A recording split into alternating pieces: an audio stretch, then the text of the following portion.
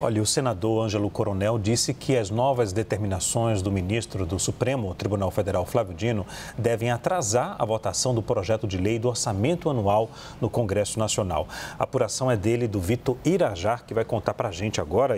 Ou seja, vai ter um atraso no calendário, Vitor? Pode acontecer isso em fevereiro? Essa é a expectativa do relator do orçamento. Isso porque, em meio a esse imbróglio todo envolvendo o empenho das emendas, o senador Ângelo Coronel acredita que esse debate ele vai ser atrasado.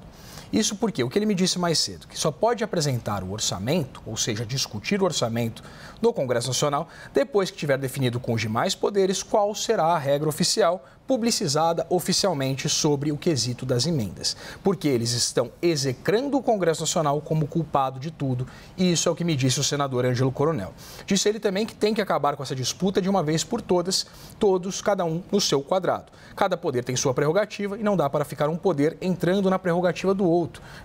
criticando exatamente o que no Congresso Nacional é considerado por muitos parlamentares como uma ingerência indevida do Supremo Tribunal Federal acerca dessa relação entre o Executivo e o Legislativo, já que as emendas, elas são historicamente utilizadas também como uma moeda de troca por parte do governo federal para aprovar os seus projetos, né, os projetos de seu interesse. O que ele me disse a respeito das determinações do ministro Flávio Dino. Disse que não é contra que exista rastreabilidade e que não é contra, é evidente, que haja transparência e que sim, que em 2025 ele é a favor de que haja tudo isso. O que disse o senador foi que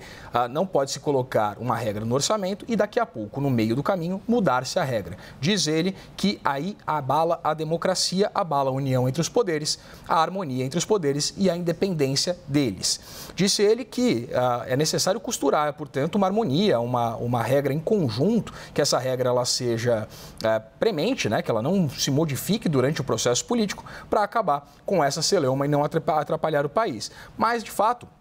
é isso que vem,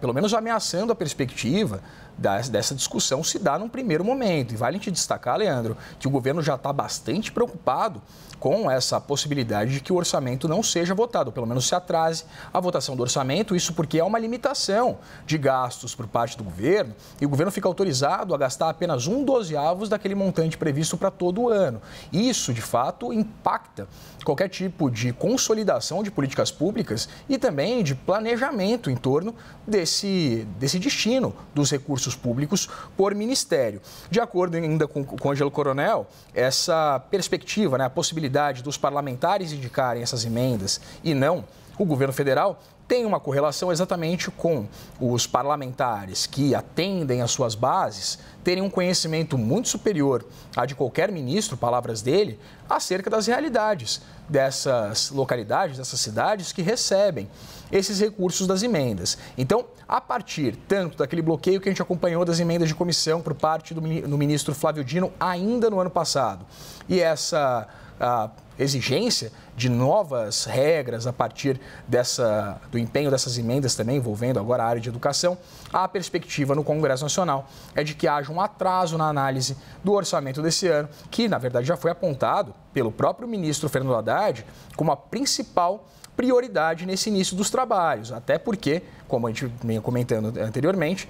sem a aprovação da lei orçamentária, o governo fica com a possibilidade de gastar bastante limitada e também, né, não se cria ali uma perspectiva em torno da apresentação de novos projetos, principalmente da área econômica, que são muito importantes também, Leandro, para que o governo passe uma sinalização, principalmente ao mercado financeiro, de que há algum tipo de preocupação com o cenário fiscal, depois daquela reação completamente adversa por parte do mercado em relação à série de medidas já apresentadas pelo governo em novembro. Então, o governo tem pressa e essa relação entre executivo, legislativo e judiciário ainda tem várias arestas que precisam ser aparadas envolvendo essa questão das emendas.